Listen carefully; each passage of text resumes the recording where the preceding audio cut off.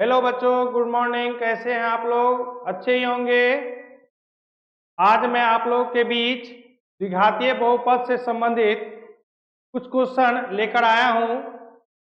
आप लोग वीडियो के साथ अंत तक जुड़े रहिएगा। ये आज अभी चलते हैं दूसरे टाइप पर। क्वेश्चन दिया है आपको, क्वेश्चन दिया रहेगा यदि द्विघातीय बहुपद एक्स स्क्वायर -2√3x और -24 का क्या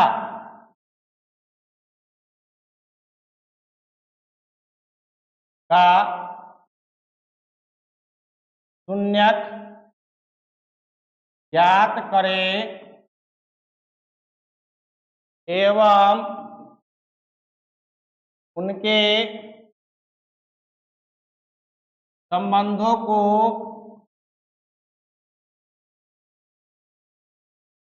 सत्यापित करें। ये जो आज क्वेश्चन हम बनाने जा रहे हैं, ये कौन सा क्वेश्चन है? दूसरे टाइप का। यानी अभी देखिए क्या है हमारे पास क्वेश्चन, देखिए इसका हल करेंगे। लिखेंगे यहां पर हल, क्या लिखेंगे? दिया गया है प्रश्नानुसार। क्या दिया गया आपके पास? एक्स स्क्वायर -2√3x माइनस कितना 24 बराबर क्या 0।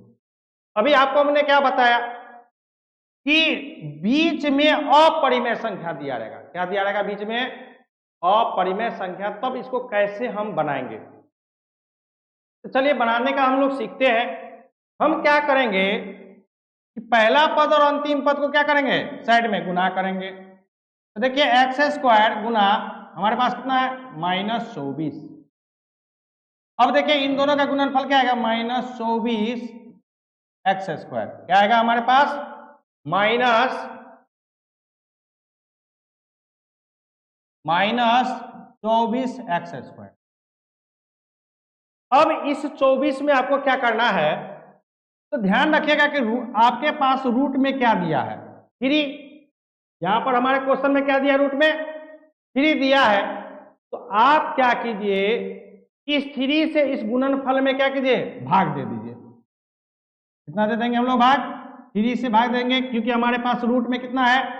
3 है। तो 3 से आप इसमें भाग दे दीजिए, तो कितना आएगा? 3 × 8 = 24। अब हमारे पास कितना आ गया?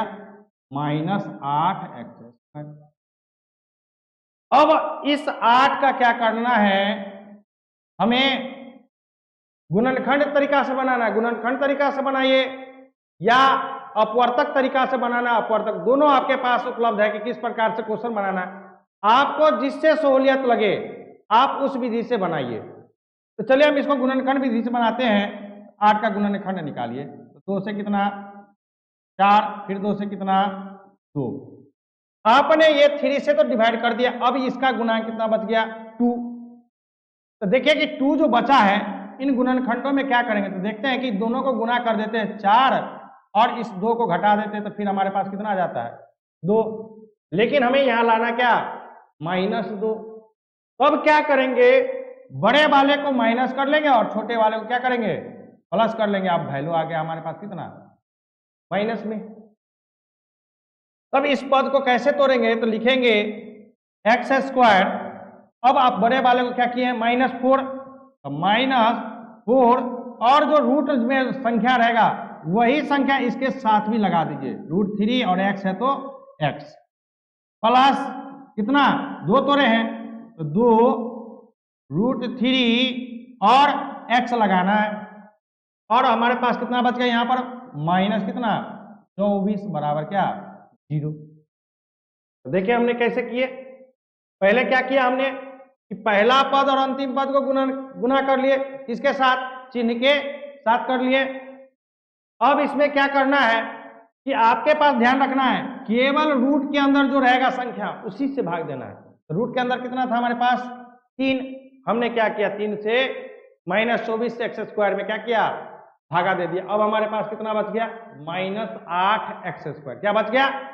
-8x²। अब इस -8 का यानी 8 का हम लोग क्या करेंगे? या तो अपवर्तक निकालेंगे या गुणनखंड विधि से। तो गुणनखंड निकाले तो 2 से लगाए 4, फिर 2 से लगाए कितना? 2 मर्त में। अब हमको ये देखना है कि रूट के साथ कितना संख्या बचा हुआ अभी। तो हमारे पास जो पूर्ण संख्या बचा हुआ, कितना बचा हुआ है? 2 बचा हुआ है। पूर्णांक संख्या समझिए, क्योंकि चिन्ह माइनस में है, तो पूर्णांक संख्या हमारे पास कितना बचा है? -2। अब इस गुणनखंड में क्या जोड़े, किसको किसको आपस में जोड़े और घटाए कि माइनस हमारे पास क्या हो जाए? 2 आ जाए।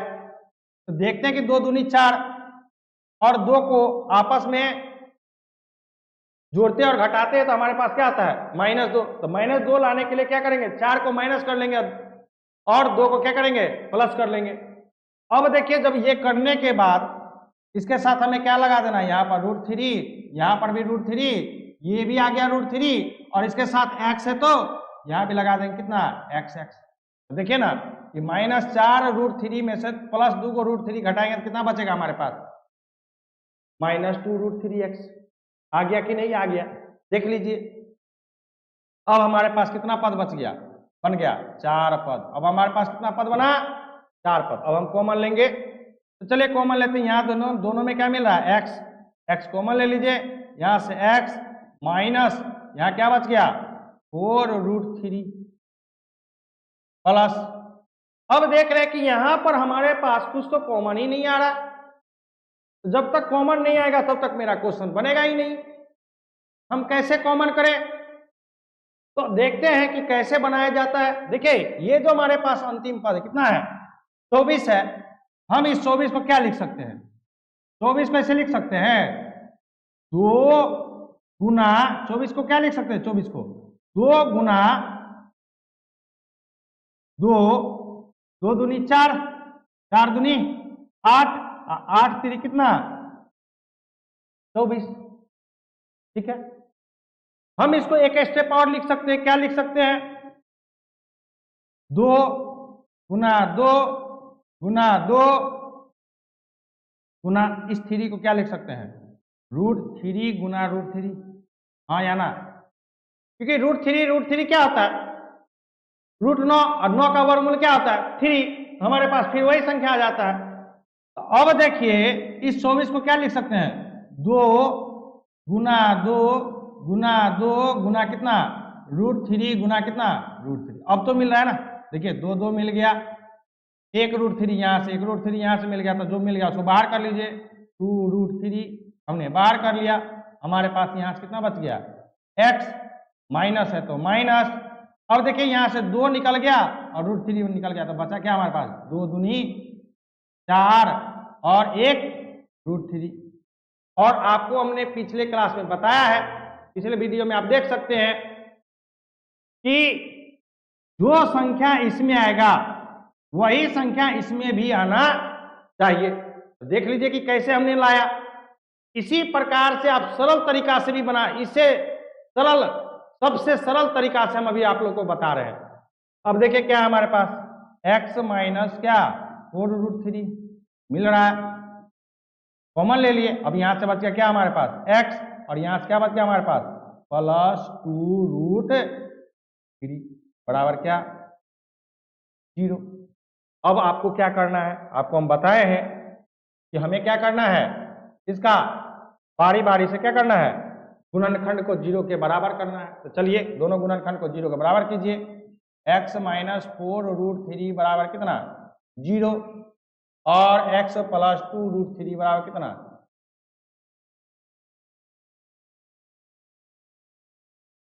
0।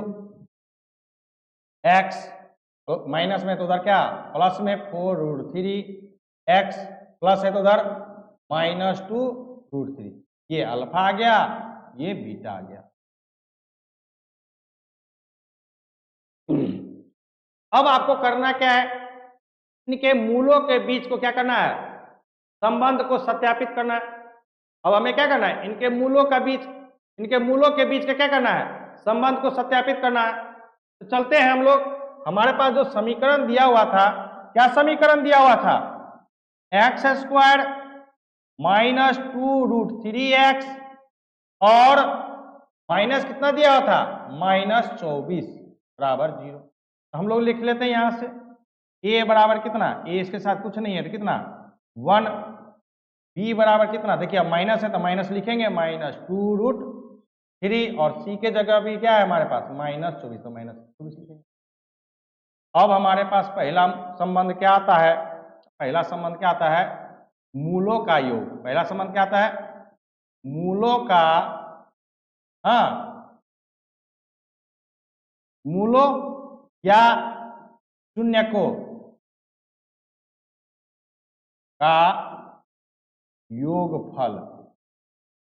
चलिए, यानी अल्फा प्लस बीटा, वैल्यू क्या होता है -b बाई क्या a, हमारे पास सूत्र क्या होता है, अल्फा प्लस बीटा बराबर -b by a, minus b का वैल्यू देखिए कितना है हमारे पास, -2 क्या √3 बट्टा a हमारे पास कितना है 1, माइनस माइनस प्लस सीधे आ गया कितना 2√3।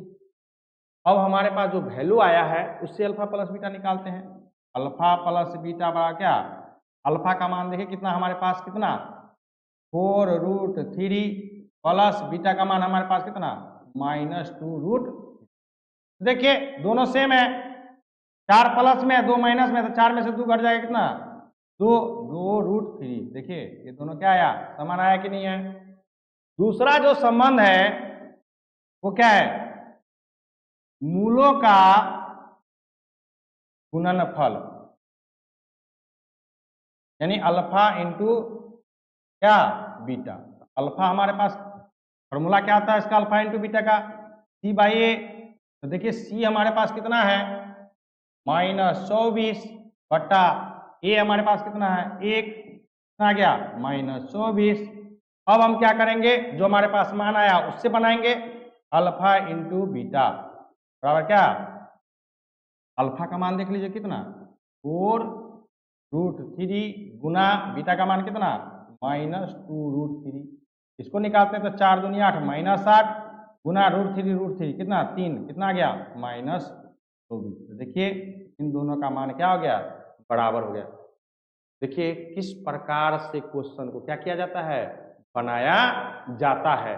यदि आप लोगों को वीडियो अच्छा लगे तो ज्यादा से ज्यादा लाइक और शेयर, साथ में कमेंट भी कीजिए कि सर आपका वीडियो अच्छा लग रहा है। आप लोग कमेंट्स नहीं करते हैं, शेयर भी नहीं करते हैं आप लोग, इसलिए कहते हैं कि ज्यादा से ज्यादा आप लोग लाइक और वीडियो शेयर करें। मैं आप प्रकार से ढेर सारे क्वेश्चन को बनाने का तरीका मैं लेकर आता रहूंगा आप लोग के बीच।